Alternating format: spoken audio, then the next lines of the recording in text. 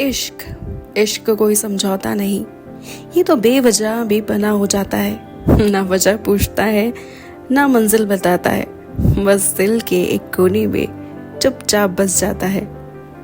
इश्क वो खामोशी है जो हर बात कह देती है, वो नज़र है जो बिना देखे ही सब देख लेती है, वो खुशी है जो किसी की हंसी में जीती है, और वो दर्द है जो चुपचाप सीने में सीती है।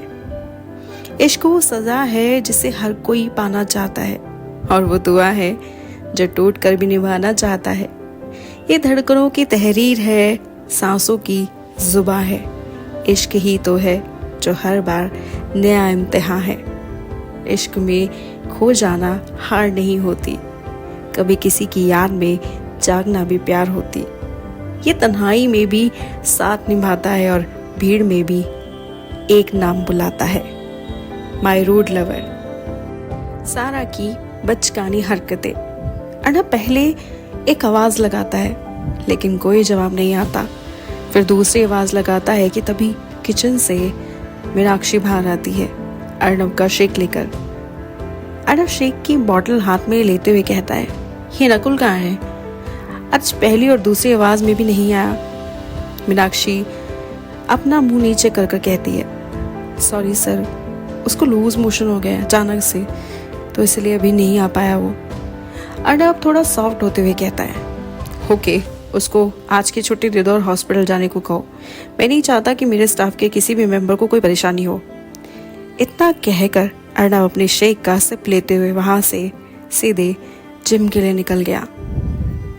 अब मीनाक्षी एक लंबी सांस लेती है और गुस्से से वापस सीधे किचन के अंदर जाती है और दोनों को डांट लगाते हुए कहती है, तुम दोनों को यहाँ काम करना है या नहीं?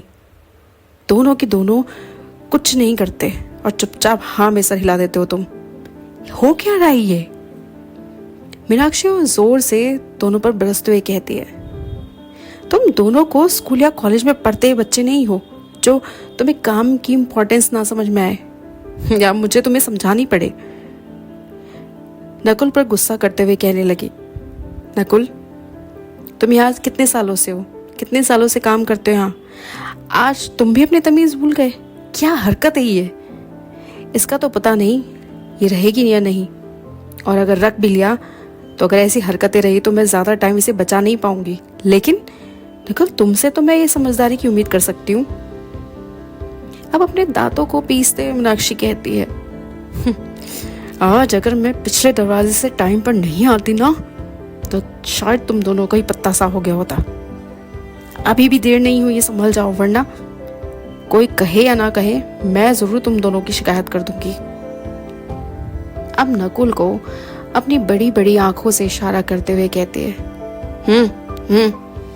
नकुल बेचारा डरते डराते हुए जाता है कि कहीं मीनाक्षी उसे पीट ना दे, और चुपचाप उसके पास जाकर खड़ा हो जाता है। और जैसे ही मीनाक्षी अपना हाथ नकुल की तरफ बढ़ाती है, नकुल बेचारा डर के मारे अपनी आंखें बंद कर लेता है। तभी मीनाक्षी अचानक से ट्रैक बदलती है और सॉफ्ट होते ही कहती है, तो मेरा छोटा भाई है रे, और मैं नहीं चाहती कि मेरे भाई पर कोई आँच आए। मैं तेरे भले के लिए तुझे डांटती हूँ ताकि तू कोई गलत कदम ना उठा ले। तू भी अच्छे से जानता है कि यही हमारी रोजी रोटी है और इसी से हमारी गुजर बसर है। खैर, मैंने सर को बोल दिया है, सर ने कहा है आज तुम रेस्ट करो और हॉस्पिटल जाकर दिखाओ। नकुल अपने सर मीनाक्षी का हाथ हटाते हुए कहता है, आप अपना देखो, ऐसा क्या बोल दिया जो मुझे हॉस्पिटल जाना है? मीनाक्षी बोलते बोलते हंसने लग गई और कहती है, मैंने पता है, मैंने बोला तो मैं लूज मोशन हो गया है। ये सुनकर सारा भी हंसने लग गई और नकुल पैर पटकते हुए सर्वेंट क्वार्टर चला गया। तभी मीनाक्षी पीछे से बोलती है, सेकंड हाफ में आ जाना, मैं संभाल लूंगी। नकुल के चाहते ही सारा मीनाक्षी से नकुल और मीनाक्षी के बारे में पूछने लगी। मीनाक्षी ने कहा, काम करने आई हो ना, बस काम करो, तुम्हें सिर्फ उसी बात से मतलब होना चाहिए। बस एक यही बात बोलकर उसे बाकी सब बातों को विराम लगा दिया। अब सारा शॉक हो गई और हैरान भी। आखिर ये चल क्या रहे हैं यहाँ पर? मुझे ऐसा क्यों लग रहा है जैसे ये रियल लाइफ ना होकर एक रील लाइफ है। हे बाबा जी, यहाँ तो हर किरदार ही बड़े मज़ेदार है और हर किसी की कुछ ना कुछ कहानी है। पता नहीं और आगे कितने सरप्राइज बाकी है। ओह ये मेरा बेचारा दिल, पता नहीं कब तक ये सरप्राइज झेल पाएगा। बस बाबा जी आपसे विनती है, मेरे वाले को चाहे जो भी कुछ मामला हो, लेकिन बाबा जी बस उसका किसी कूड़े के साथ कुछ ना हो। सरन जोर से आंखें बंद करके बस प्लीज़ बाबा जी बोल रही थी कि तभी कृति किचन में आ गई और कहने लगी, इतनी शिद्दत से क्या मांगा जा रहा है? सारा अपनी आंखें खोलती है और सामने कृति को खड़ा पाती है और हंसकर बात टालते हुए बोलती है, मुझे तो जब भी मौका मिलता है ना, मैं भगवान से कुछ ना कुछ मांग ही लेती हूँ। वैसे आप बताइए, आप क्या मांगने, ओह सॉरी मेरा मतलब है आप किस काम से आई है?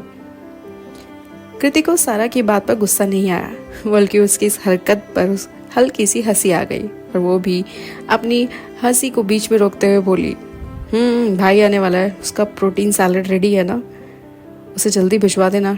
और ठीक 9 बजे भाई ब्रेकफास्ट करेंगे, उसमें एवोकाडो सैंडविच लेंगे और वो भी मल्टी ग्रेन ब्रेड के साथ। रेसिपी भी थोड़ी देर में मिल जाएगी कि क्या चीज़ उनको कितनी कितनी रेशो में पसंद है।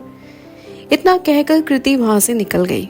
अब कृति की आंखें बस नकुल को इधर उधर ढूंढ रही थी, लेकिन वो किसी से इस बारे में कुछ कह नहीं पा रही थी। जब बहुत ढूंढने के बाद भी नकुल नहीं मिला, तब वो सीधे सारा के पास गई और सारा से पूछा, खैर कौन सर्व करेगा? मेरा मतलब है ना तो मीनाक्षी दिख रही है ना ही नकुल, वैसे कहाँ है? सारा ने कृति की बात का मजे लेते हुए कहा, कौन कहाँ है? मैं आपकी बात समझी नहीं। कृति इस बार शर्माते हुए कहने लगी, मैं नकुल के बारे में पूछूं, नकुल कहाँ है? दिख नहीं रहा है, कहाँ है? कहाँ है वो आज? वैसे कभी ऐसा हुआ नहीं कि वो टाइम गायब गुजर गया है। सारा अब थोड़ा सा बनावटी मुंह लेते हुए कहने लगे, आज उसका हॉलीडे, उसे छुट्टी दे दी है, थोड़ा सा बीमार है तो बस अपने कमरे में रेस्ट कर रहा है। अब कृति चाहती है कि वो उसे मिलने उसके पास जाए, लेकिन वो एक मालकिन की बेटी होने के नाते सर्वेंट क्वार्टर पर नहीं जा सकती। क्या होगा कृति का अगला फैसला? क्या कृति नकुल से मिलने जाएगी? क्या वो ये बात छिपा पाएगी कि वो एक सर्वेंट से प्यार करती है? इस अजीब और गरीब उलझी पहेली को सुलझाने के लिए जुड़े रहिएगा इस कहानी के साथ माय रूड लवर, सिर्फ और सिर्फ स्टोरी मिनी एक्स पर।